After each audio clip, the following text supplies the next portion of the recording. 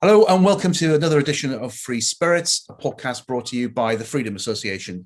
My guest today is Mike Graham. Mike is a journalist and radio presenter. He ran his own news agency in New York City from 1984 to 1992, and he was editor of the Scottish Daily Mirror and assistant editor of the Daily Express.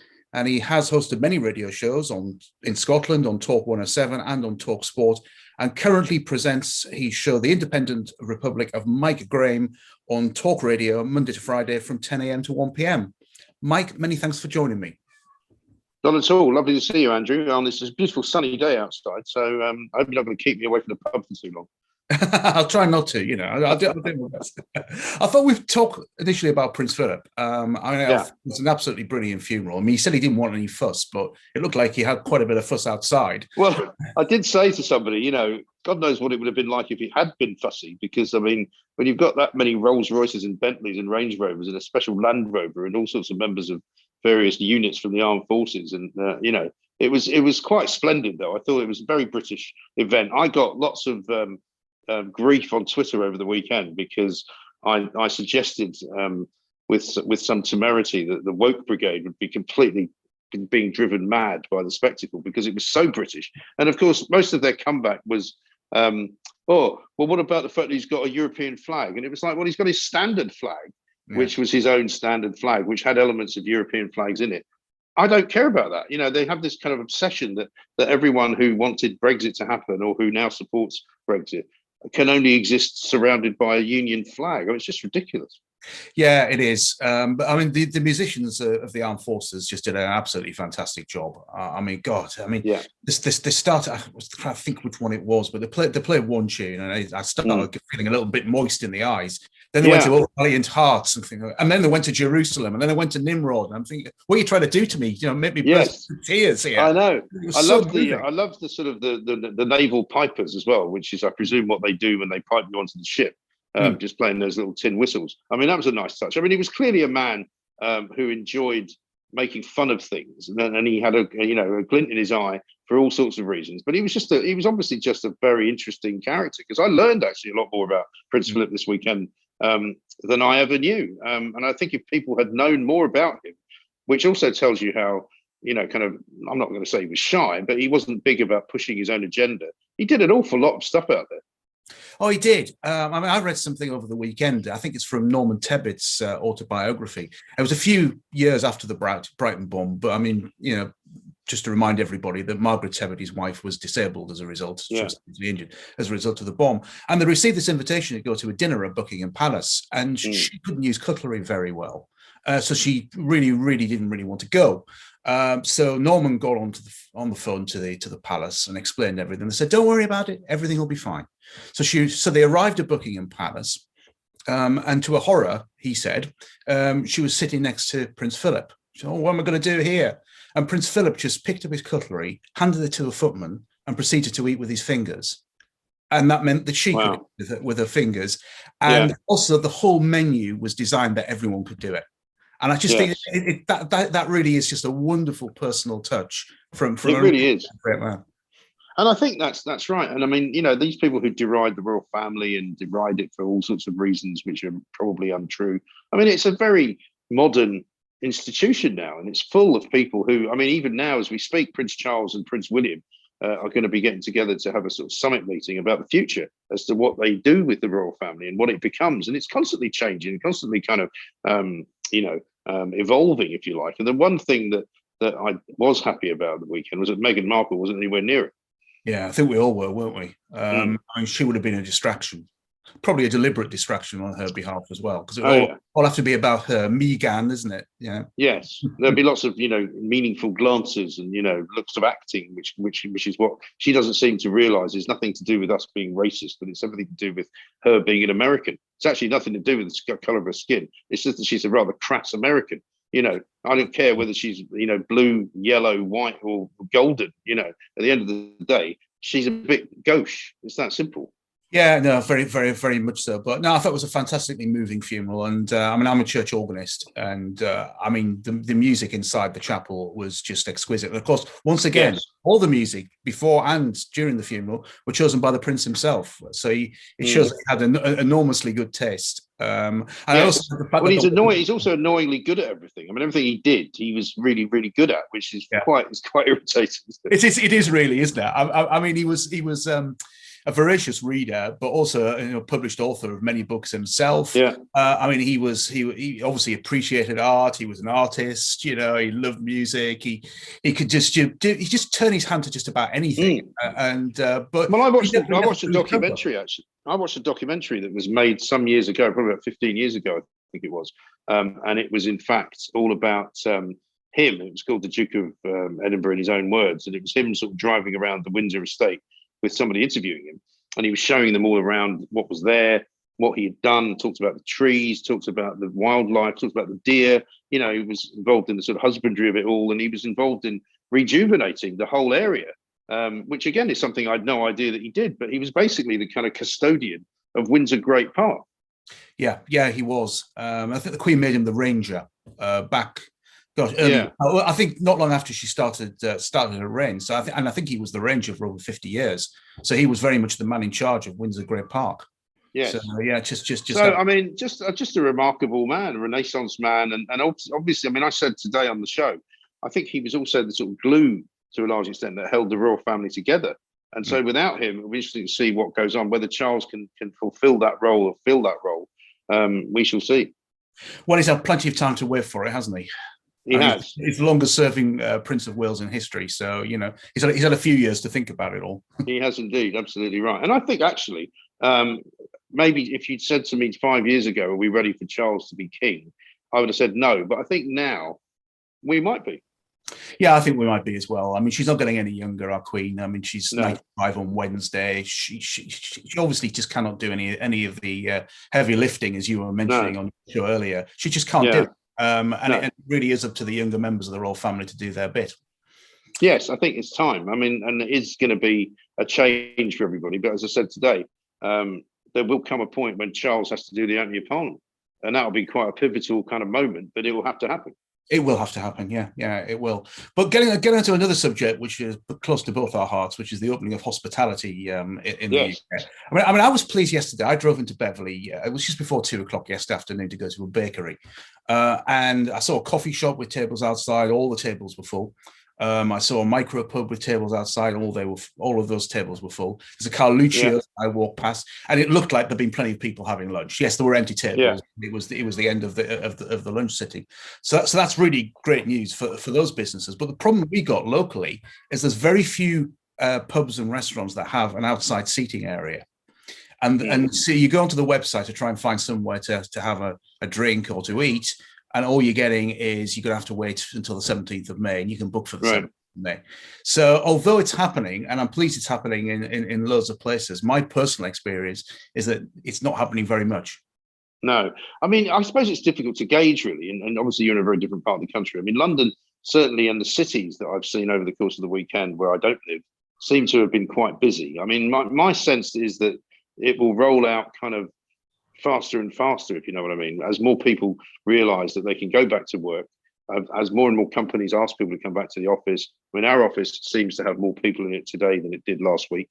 I don't know whether that's true, but it's just, again, it's anecdotal. I think once people realise that they can meet their mates for a drink if they go into the office, that whole idea of wanting to work from home might disappear, you know, and as the weather gets better, more and more people will go, well, actually, you know, I quite fancy jumping on the train and going into town and, you know, going and doing a bit of work in the office and then nipping out, you know, to the beer garden. And I think it will just evolve in a way. And I think, you know, as more and more people do it, you know, those who are too scared to go out will diminish and become the minority, which I think they already are anyway. It's my mother's 80th birthday on Sunday, and she lives up even further north than I am, in Bishop Auckland in County Durham. And I've been looking for somewhere to have lunch, and it's been proving so difficult. I mean, I'm really hoping that a few more places will open, because all I want to do is to take my 80-year-old mother, who I haven't seen since last August, and celebrate her birthday. That's all I want to do. I know. It doesn't sound like it should be that difficult, but I mean, a lot of people have said to me that they've had trouble booking places because they're all fully booked. You've also got that terrible thing, and I know some restaurateurs down here in London who are saying there are still these idiots who will book a table and just not show up. So some of some of them now down here have started charging, if you make a reservation, 40 quid. And if you don't show up, you've lost the 40 quid. But that's still nothing to most restaurateurs who need more than 40 quid for a table of 4. You know what I mean? Yeah, no, exactly. I think it really is disgusting that anyone would do that. I mean, they know how difficult it's been for the hospitality industry, and also another industry that I don't think gets mentioned very much, which is events. I know you do mention it from time to time, but I don't find many other sort of radio stations or news outlets really talking about the events industry. No. And if you think of weddings, for example, weddings venues, I mean, you can't make any money out of 15 people by hosting a wedding. I mean, you need it to get into the hundreds, don't you, before you start making. Of course, and you need them to be able to come inside the building so that they can have a proper party. You know, because most people, I'm assuming, who are getting married now, if there's only 15 of them or whatever, they're getting married outside, and then they're all disappearing off somewhere. Presumably, they're going back to somebody's garden rather than booking an expensive, sort of garden party, because you don't know what the weather's going to be like. Well, that is the problem. I can remember seeing an interview on your show back in February, or maybe it was March. I can't remember. Whenever Boris announced his roadmap, that once you get into April, there'll be April showers. Well, little did I expect that when we did actually open up hospitality last week, it was going to be snowing in various. Well, exactly. I mean, I felt so bad on Monday because we obviously did our show from the Horseshoe around here, which was great, and it was cold to begin with, but the sun came out. But I saw people posting pictures from up in the north of England where they created the outdoor space and they were ready to go, and then they opened the doors this morning to find about 3 inches of snow all over all the tables and all the seats. And I thought, oh my God, this is the last thing you need, No, I was watching it was Yorkshire play Glamorgan as around the county championship, and sure enough, snow stopped play. And it was one hell of a covering of snow at Headingley. Well, that tells you all you need to know about the overplaying of cricket in this country, because they're playing too much of it. They shouldn't be playing in the snow, for God's sake. Well, I've always said that they shouldn't actually start the cricket season in April. It should be started at the beginning of May, because we all know from experience that you can get just about every season in April. Yes. And we had a bit of a heat wave, didn't we, 2 or 3 weeks ago? And then we were told it was going to get cold. I thought, okay, it's going to get cold. I didn't realize it was going to be as bloody freezing. It was snow, well, this is the hail. trouble. I know. This is the problem. I mean, that's why I was actually quite encouraged this week, Andrew, because, the weather wasn't particularly great on Monday, and yet it was a big day for hospitality. I mean, we had a stat last week in which it said that something like 324% more pints were poured last Monday, than there were 2 years ago on the same day. So that tells you that people have sort of bounced back with a mission. And I am also one of those optimistic people. I know that not everybody is, but I really do think there are people who want to spend money, who have been waiting to spend money, who have been waiting to get out there and get back to what they used to do, because, we can't live like, hamsters for the rest of the time. No, well, last Monday we went out because my 4-year-old son wasn't at school that day. It was a teacher training day. So I was perfect so we could get out. So we went to a place called Honeysuckle Farm in Hornsey, right on the East Coast. Just a small venue, which is probably just as well because it was freezing. I mean, no two ways about it. Then we had a little walk along the seafront where we froze even more. I have to. But even then, even freezing on the seafront, the North Sea right next to you still felt pretty good because it was like, it was just normality. That's what it felt like. And then we went to a nearby pub and sat outside in the garden. And when the sun shone, it was quite warm. I was thinking about taking the coat off, but as soon as the sun went behind the clouds and it started raining, it was a lot harder. But I was pleased that we did it. And you could. No, listen. I mean, and also a lot of hospitality venues have become very good at what they do. And a lot of places in London, certainly, if they've got a license, they're out on the pavement. They've got heaters. They've got blankets. They're really trying. And they have to be rewarded for that rather than punished, I think. Yeah, no, very much so. And I think, as I've said to you before, hospitality in my neck of the woods was closed from the 4th of November until last Monday. There wasn't an opening at Christmas or anything like that. It showed you how well the lockdown worked, actually, because just before the November lockdown, we moved from tier 1 to tier 2. And then we were locked down and we came out in tier 3. So obviously didn't particularly well, did it? Well, I mean, this is the thing. When people say, lockdown is responsible for all of this and lockdown works, and you're kind of going, well, there's a lot of evidence that suggests that's not actually true. It might work in some way, shape or form. But aside from all of that, we've never really been in a proper lockdown in this country. Nobody knows what that looks like, because a proper lockdown means nobody's out, everybody's home, essential business or not, you're not doing it. Yeah, that's true. No, that's true. We've never really had that, but I for one, we've got a holiday planned at the end of May, beginning of June. Right. We've very kindly, a friend has done it for us, has gifted us their timeshare in Okay. Salcombe in South Devon for the week. Okay. So, I was going to say, if it's abroad, you can't be sure even if you can go, because no, I wouldn't dream of booking anything abroad. No, but we're going down to South Devon, Salcombe. That'd Otherwise, be nice. Chelsea on Sea. It's a very hot place. So that's going to be nice. And that's something to really look forward to. But I mean, I'm also having to go down to our old office in Cheltenham on the 17th of May for 3 nights to try and clear some old stuff out of there from a store. Yeah. So I've gone from the position of not being able to go anywhere to have driven pretty much the length of the country twice in the space of about 3 weeks. Well, I mean, we're all the same. I mean, I'm talking to friends of mine now going, do you fancy lunch next Wednesday? And they go, no, can't do next Wednesday. How about the one after? No, can't do that. You're booking lunches now, sort of, 3 months in advance. And I'm going, I don't even know if I'm going to be alive. But, if I happen to be here, still, we'll go. But yeah, I mean, it has gone from sort of 0 to 100 quite quickly, I think. And I think that's to be thankful for, really. Oh, yeah, no, very much so. And I was watching that interview with, I've got his name written down, otherwise I'd never remember. It's Cyrus Todiwala. Oh, yes. Cafe Spice, I was actually looking at his menu. His food is unbelievable, by the way. I can believe it is. And there's even something called a haggis samosa, which I thought would be rather nice. Yes. I mean, it's some of the best Indian food I've ever tasted. And no matter how far, I'm not exactly certain where his new place is, but it's certain if it's on the DLR, I can find it. And it's well worth the trip. It is. I think from memory, it's on the DLR. It's that sort of area where you go to the Excel Centre, or you probably it's out that way somewhere. Or something like that. I might be on the way down to Greenwich, but if it's on the DLR, then it's easy to find. What I also want to talk to you about is cancel culture, because we've had J.K. Rowling as an example suffered a hell of a lot of abuse on Twitter because she's allegedly, in inverted commas, transphobic. Yes, she's not giving up, and rightly so. But she's a highly successful author. She's made millions and millions of tens of millions of pounds from writing those Harry Potter books, and then the making of the films of those Harry Potter books. But there's other people who are not. I mean, I'm just thinking about the former executive director of the Society of Editors. He was kicked out of his job for doing his job, which was the press, and saying that they weren't institutionally racist. And there was a recent poll that found that a majority of people feel that they're not as free to speak their mind as they were just 5 years ago.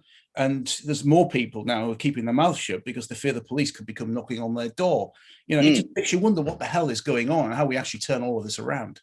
I know, you're absolutely right. I mean, I speak to people all the time who say that they're in a job in which they really cannot admit to certain things. For example, goes all the way back to voting for Brexit, and if they say that they voted for Brexit, they're kind of shunned and asked if they want to have some kind of re-education program that they can go to, because you clearly, obviously, a racist bigot. If you don't like Meghan Markle, you don't want to say that in some offices. If you don't like the look of what J.K. Rowling is talking about and fighting against, or you have the temerity to assume that women actually have wombs, and that somebody who has a penis can't actually be a woman.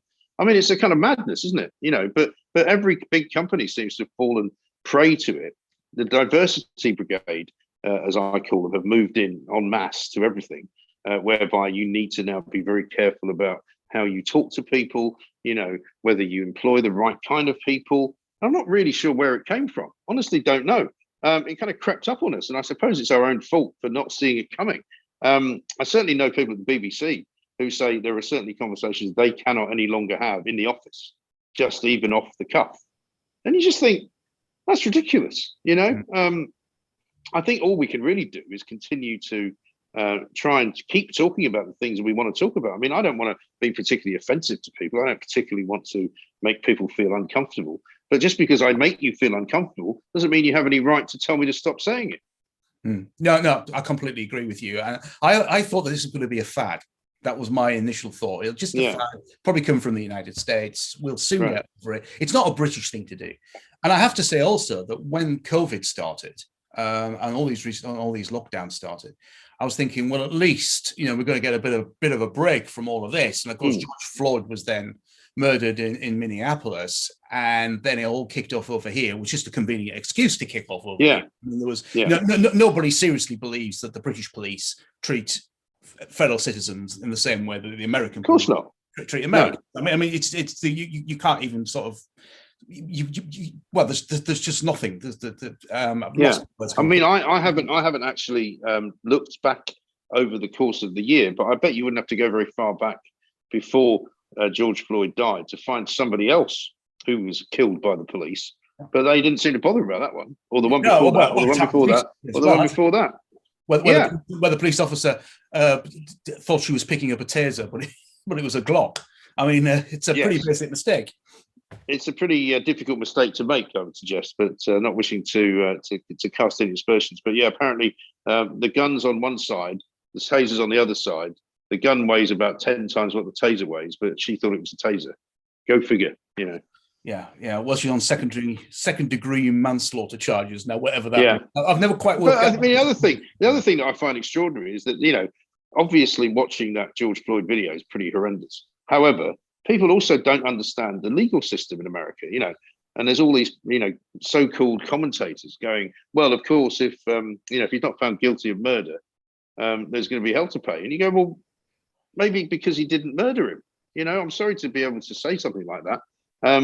But everybody goes, well, it's very easy to see what happened. You go, well, why just don't even bother having a trial then? You know, just, you know, crucify the guy tomorrow and just make him guilty. You know, people just don't get it. Yeah, I was watching some of the trial in the early stages on Court TV, I think it is on the TV, and they were interviewing the call handler, and they were running through all the evidence. So, did you see this happen? And she went, well, no, I didn't, because I was busy on another call. And we'll just wind this forward.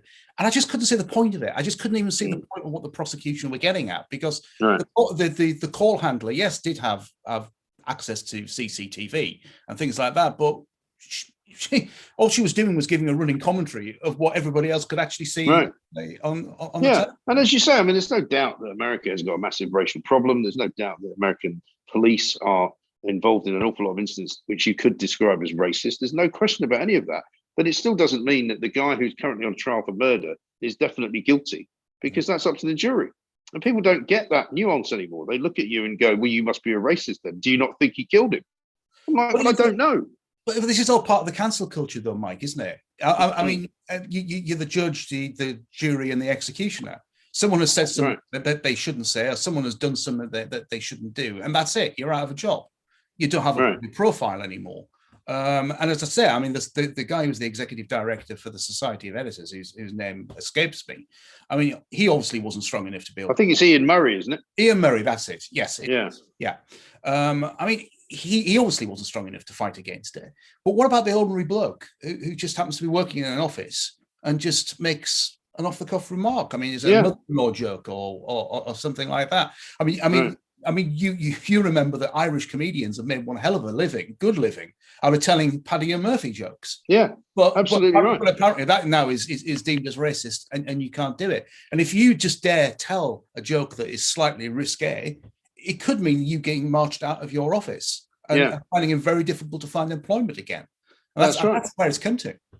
I think that's the problem. And I think that what we have to do, I suppose, is try to keep an eye on who it is that's saying all this stuff, because in Ian Murray's case, I'm pretty sure that the only reason he ended up walking away from his job was because two organisations that are part of the Society of Editors complained.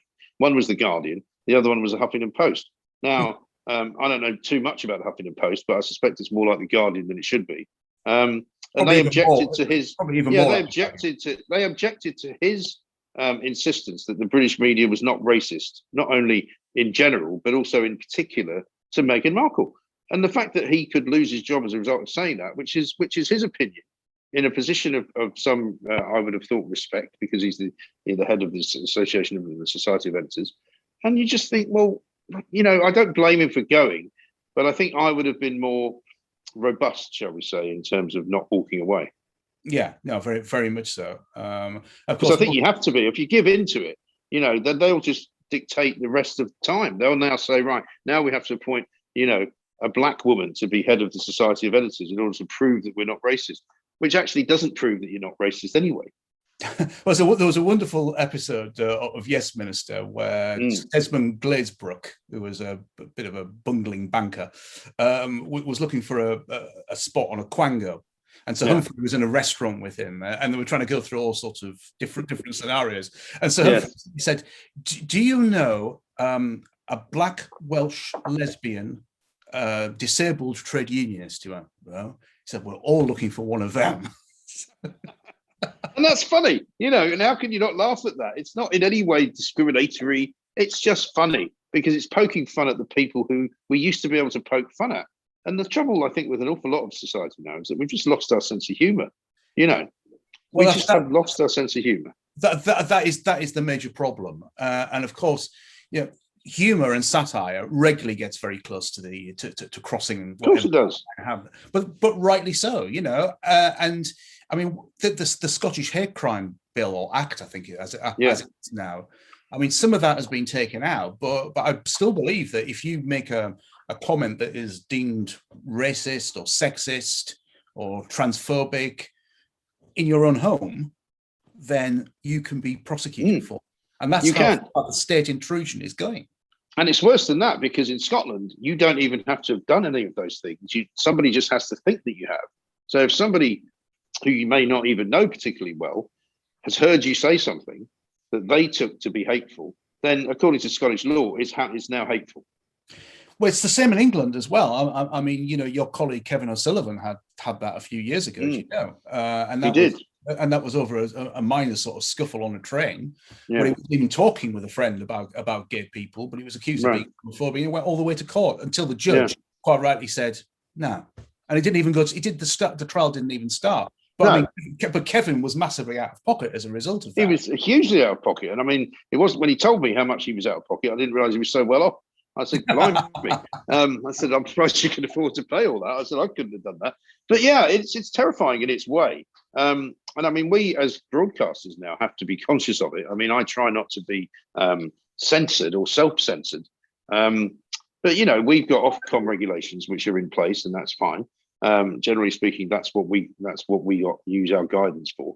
But I mean, I've had lots of campaigns against me to get me fired for various reasons. There's these groups out there all over the place who are constantly just targeting people like me, Julie Hartley-Brewer, Kevin O'Sullivan, because they think there will be kind of almost like a notch on the bedpost or something, if they get rid of us, because they can't stand. I mean, over the weekend, as I say, I put this tweet out about Prince Philip's funeral, and the amount of abuse I got, which was way over and over. I mean, I don't really care what people call me. I really don't. I know I'm fat. I know, some of them say that, I'm like a cross between Michael Gove and Jabba the Hutt. That doesn't actually insult me. I don't really care, because I make more money than most of them, so they can go and shove it up there wherever the sun doesn't shine. But the point is that, they become so personal and so kind of ghastly, really, that you just think, what is wrong with you? You're actually taking against me because of something quite innocuous that I've said, but the main reason you've taken against me is because you think you don't like my politics. And that's really quite depressing. Yeah, I mean, I did an interview with Kevin a couple of weeks ago, and I was in my office, and as usual, the Union Jack is behind me, and we're actually talking about flying flags from public buildings. Was it right? And I mean, some of the abuse that I got after that was incredible. One bloke, I mean, it's always the bloke who has about sort of 20 followers or even less, isn't it? Yes.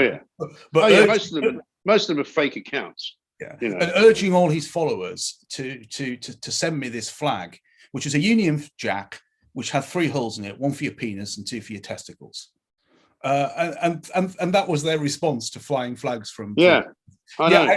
But when you delve a little bit further, you always see that European flag. That's fine. That's absolutely fine. Absolutely fine, isn't it? Yeah. I mean, I think that the other thing we have to be a bit careful of is not taking it too seriously in terms of social media. There's a sense when you're on it that that's everything that's going on. But in fact, it's not really. I mean, it's a very small sort of paroxysm of society, is what I call it, full of very weird people. I mean, I use Twitter basically as an augmentation to my show, promotes my show. It gives me an opportunity to put videos out. To give people, and I quite happily admit that I use it to wind people up. But more and more people watch my show as a result of some of my activity on Twitter, so I'm happy with that.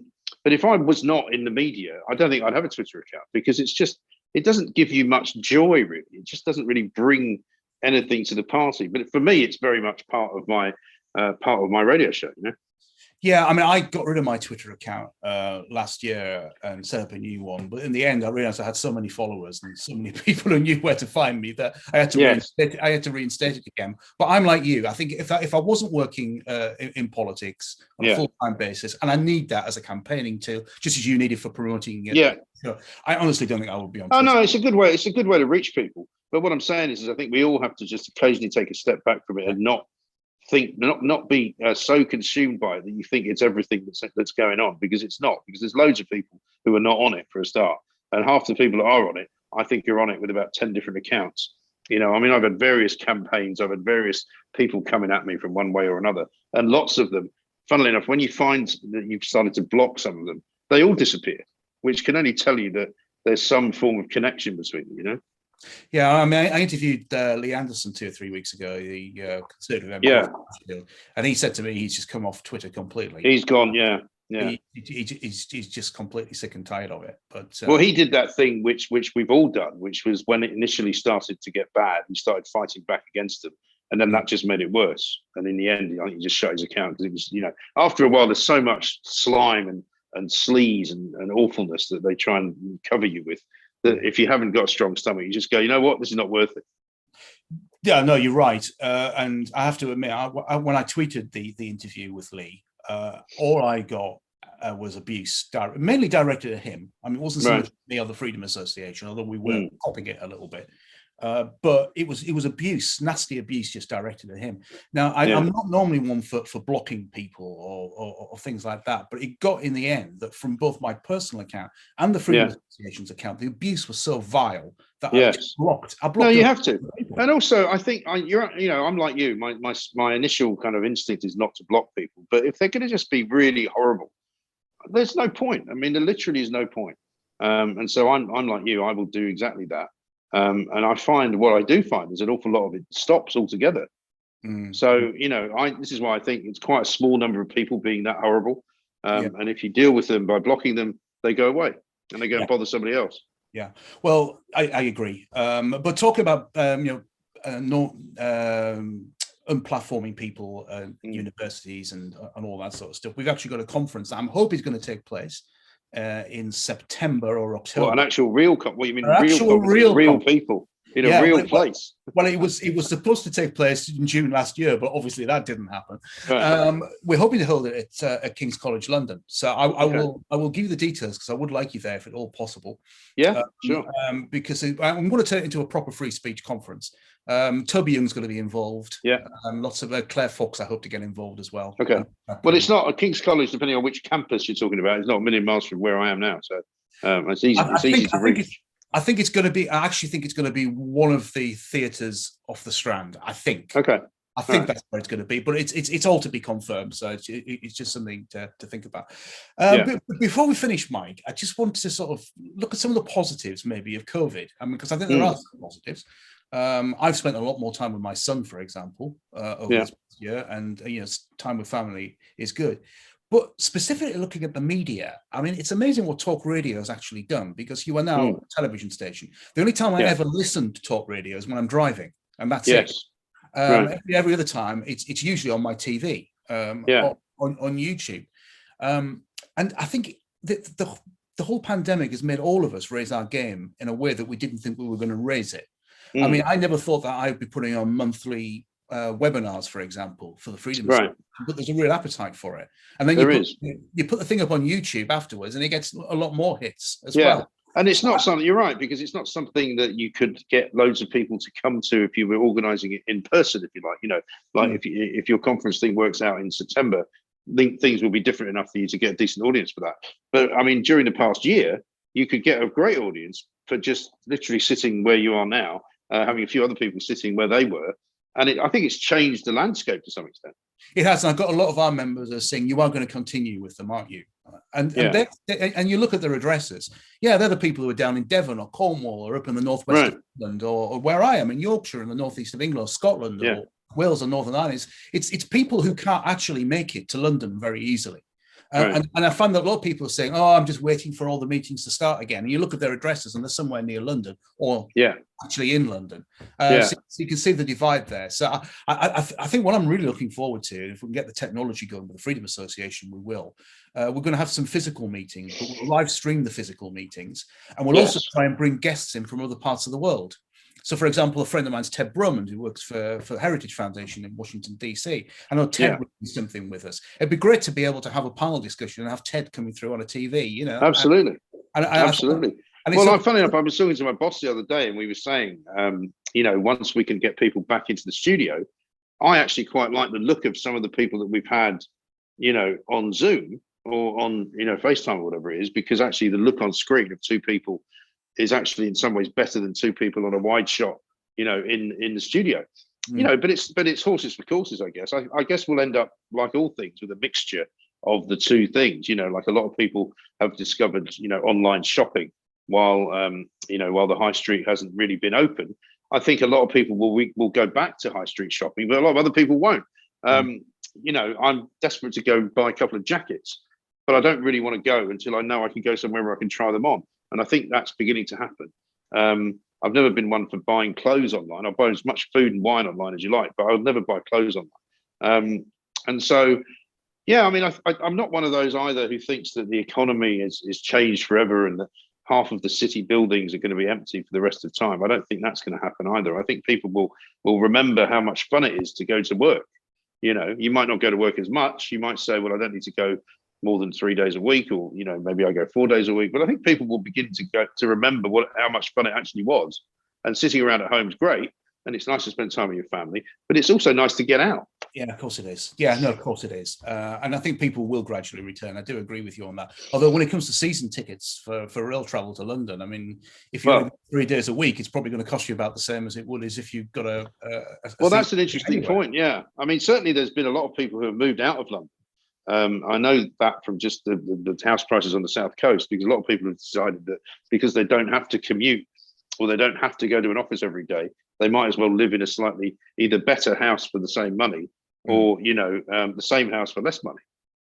Yeah, I was watching one of these Return to the Chateau or something like that. It's that couple. Oh, yeah. I can't remember. Chateau, yeah. But they have like a DIY one where they look at other couples who've done the same thing. Right. And they bought this magnificent castle. It just looked, I'm sure it didn't look like that when they bought it, and they've done a lot of renovation. But they paid £1 million, and I thought, bloody hell, I mean, that's a 3-bedroom terraced house in some parts of London, isn't it? I know, absolutely right. But that's the thing, and depending on I think, you know, you hear a lot of people saying, oh, I've reevaluated my life and I don't want to work so hard. And I mean, these are all the same people who are quite happy to work from home with their laptop, who wanted to remain in the European Union. They haven't got jobs where they have to go anywhere, right? Yeah, so I think we have to be careful that they don't skew our public policy as well, because a lot of people that I see on the tubes of London, because I've started going back on the tubes now, are people who have to travel to go to work. They work in a shop, or they work in a garage, or they work in a supermarket, or they work as a plumber. You know, these are ordinary working people who I think the media sometimes forget because they don't know any of them.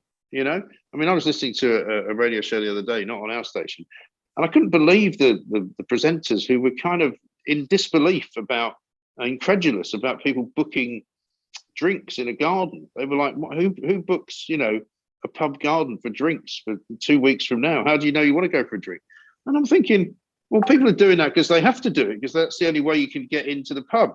Yeah. It's like, how can you not understand why people want to do that? You know? Yeah, well, it's that certain type of metropolitan Islington, Hampstead. It is type of mentality, isn't it? I mean, yeah, and we get that at the BBC, don't we? I mean, I've run a long-running campaign on behalf of the Freedom Association against the license fee, and we actually going to be doing a webinar soon as well on that. And it's the way when I was a child, the BBC was trusted. I mean, there didn't seem to be any, you know, impartiality issues. No, it was a highly respected world broadcaster, and now, I mean, I'll give you an example. I was asked a few years ago to do something for BBC Radio Scotland. It's about the license fee, and they said it's going to be broadcast on a Sunday morning. I said, "Oh, you want me live then?" No, could we find a local BBC studio for you, and we'll record your bit on the Friday? So we just got too many guests on. It's going to be difficult to do it live. Right. Okay. So they put out my edited highlights, and I was the only person who was opposed to the license fee. All the people in the studio coming down a link, broadcasting live, were the people who are actually in favour of the license fee, and that's how the BBC operates. Yeah. I mean, there's another classic one. It was a few years ago. Eric Joyce, Labour MP, who had a couple of altercations in bars in Westminster, and they were discussing. I think it was Emily Maitlis actually on Newsnight. And she introduced the segment by saying, should there be minimum pricing for alcohol? Joining me now is Sarah Wollaston, a Conservative MP for Totnes, GP on the Health Select Committee, and she's in favour of the minimum pricing of alcohol. And opposing it is Eric Joyce, who was arrested for drunken behaviour on the Parliament deck. Eric Joyce, why are you against the minimum pricing of alcohol? So I know, obviously biased. But this is it. I mean, I watched the BBC News at 6 for the first time in a long time, about a month or so ago. I couldn't believe how awful it was. I mean, literally awful. Most of the items they had were not news at all. They were kind of what I would regard as social commentary, interviewing a family who weren't getting enough help from the government because they couldn't get enough free stuff. And you're kind of going, and it was about, I think it was about food, and the woman who was, supposedly in a bad way, looked as if she could have fed an entire nation of elephants for a year. She was not slim. And, I say that as somebody who's not slim, but, what she didn't need was free food, but she was going on about how she couldn't afford to feed her family. And you're kind of going, well, how does that work exactly? But these are all stories. They go out looking for this kind of, social reporting that they want to do. And you just think, that's not really news, is it? I mean, there's lots of things that you can call news, but you certainly can't call any of that stuff news. And they literally had, aside from the top item, which was something about COVID, everything else for the rest of the half an hour was this kind of rubbish. And it just wasn't, professionally speaking, what I would regard as very good journalism. Well, I've been told by a minister, I won't say who, that they're now in very sensitive negotiations with the BBC to discuss the license fee for the next 5 years before the charter runs out. So the BBC might actually start behaving itself a little bit until they actually get the license fee settlement. But again, I mean, I think they're so now holed below the waterline, the BBC. They don't really know what they're doing. I mean, you see what happened over Prince Philip. Prince Philip dies. They went completely over the top, shut down one channel, made 2 other channels carry exactly the same material. Without giving anybody an option of an out, because you have to accept in this day and age, not everybody wants to watch an entire evening's of television about Prince Philip. Yeah. They learned a little bit this weekend because at least they only put it out on one channel, and other channels had other sort of alternative things to see. But I was very pleased, by the way, to see that the funeral actually had a better viewership than Harry and Meghan's interview with Oprah, which is a nice little rejoinder. But they don't get it, the BBC, because they're intrinsically so far removed from ordinary people that they can't work out what ordinary people want. They'll never work it out because they've never known any. They sit there in their little ivory tower and they think they know. It's a bit like Keir Starmer and Boris Johnson decided to weigh in on this football debate that we're having today about whether there should be a European Super League. They don't get football. They should stay out of it. They should. Of course, journalism has always been described as a trade rather than a profession. It used to be. But it's now. I mean, and you can say the same about Sky News. Like Beth Rigby, for example. But they only seem to want people who have firsts from Oxford in PPE. They don't seem to want sort of ordinary people who are very good who are actually news gatherers. I mean, someone who I do know, and I'm sure you know him as well, is Harry Cole, who's the political editor of the Sun now. And I first got to know Harry when he was still a student. Yeah, I mean, he's had a meteoric rise through the ranks. But the reason why he's been promoted so many times is because he's bloody good at getting a story. Yeah, and absolutely. That's what this is about, isn't it? Well, I mean, they make the ridiculous assumption that because you've been to a decent university and got a decent degree that you'll somehow be good at journalism, which is absolute rubbish. Not all journalists need to have a degree in the first place, as far as I'm concerned. And so quite often having a degree and having a bit of a privileged upbringing and background is the last thing you want to be as a journalist. You want to be able to talk to anyone, which is what I learned when I grew up. I mean, I grew up in a very, very, I would say nicely comfortable background in a house, but both my parents worked. They came from working class backgrounds themselves. We weren't rich by any stretch of the imagination. And my parents taught me to treat everybody the same way, no matter who they were. And, you know, my ability to talk to people comes from that. But a lot of these people can't talk to anyone. They can only talk to their own kind, if you like, you know. So if you're not middle class and you don't live in sort of barns and you don't have, you know, some cut glass, you know, crystal for when the neighbours come around, you know, they don't understand ordinary people's travails, ordinary people's lives. They just don't get it. No, they don't. Just one final question, really. What do you think of GB News? Because I mean, once again, it seems to be hiring some of the best journalists, you know, in the business. It's even announced Gloria Di Piero has joined it. Oh, is that the latest? I hadn't seen that. I mean, at the moment, I'm wondering. They seem to be trying to recreate the Independent Republic of Mike Graham without hiring me. They seem to have hired everybody that's ever appeared on my show, and some of the people that have actually produced it. So. Good luck to them, as far as I'm concerned. I hope it launches soon, because a lot of people are starting to say to me, when, you know, they keep hiring people, when are they actually going to start launching? I'm told that they might be launching in May. I'm not really sure. We certainly need an antidote to the television news that we have at the moment. But it's a tough old road, you know, to do television around the clock like they're going to do. They're going to need an awful lot of people, an awful lot of material, an awful lot of guests. You know, it's very tough.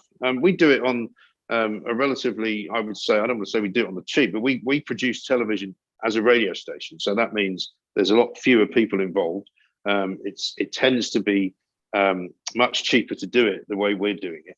They're going to find, I mean, they're going to need an awful lot of money, and they're going to need an awful lot of viewers. And one of the things that people, I think, make the mistake of doing is thinking that they're going to steal viewers from Sky. Well, Sky haven't got any viewers. I mean, Sky News is hardly watched by anybody. You know, we do better than Adam Bolton's show between 10 and 1 in the morning every single day, which is not to say that that's an incredibly brilliant thing, but, you know, it shows you how little Sky News is actually watched. And I think it's watched even less now than it was. BBC News is hard to compete with because they've got so many people. They've got people around the world. I mean, if say, for example, a plane flew into the World Trade Center as it did back in, you know, 2001, you're not going to put on GB News because they probably haven't got many people in New York, but you would put on the BBC. You know, so news is a very interesting thing, and it's consumed in an interesting way. And I know they're not going to be rolling news, but they're going to have effectively talk radio style shows with opinions, with people who may or may not have those opinions. So, you know, as I say, I wish them well. I can't wait for it to start. But I think it will be quite a long time before it reaches the heights that they want it to. I think their plan is to have regional reporters, so they are definitely wanting to go out into different parts of the country. Yeah, but that can look pretty lame if you're not careful. I mean, I've seen some of the people they've hired, and I've seen some of the places they've hired them in, and they're all local TV people. Now, you and I watch local TV; they're not very good, I'm afraid. You know. And it's like when you say, right, let's get a story in Newcastle, and you go, well, there isn't anything going on. It's like some people think if you have you know, correspondents all over the world, when you run a radio station, you can just ring them up one day and say, what's happening in Ulaanbaatar?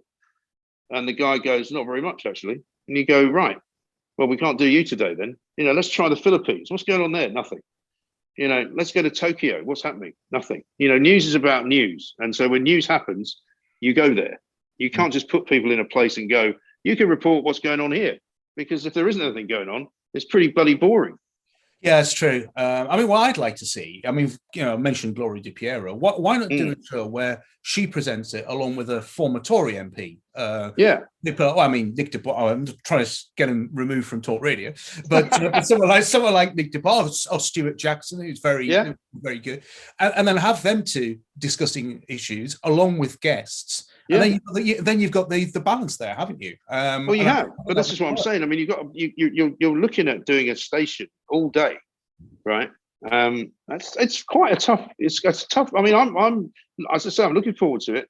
I don't envy them because it's going to be a really hard thing to make work well, I'd say. Mm-hmm. Very much so. Right. Well, on that point, we'll finish. I'll let you go for your lunch, Mike. I mean, thank you very much. For the benefit of viewers and listeners, you've come straight from your show, straight onto this. I have. So a real trooper. But thank you very, very much for joining me. And also, if anyone wants to listen to your show, it's on talkRADIO. You can get it on DAB or put it on YouTube, or you can get it on the internet. I mean, you just get it anywhere these days, can't you? Yeah, and we're everywhere. You can't escape it. Yeah, you can't, which is probably a good thing. It is. Thank you very much. No, pleasure. Thank you very much for asking me. I'll see you soon.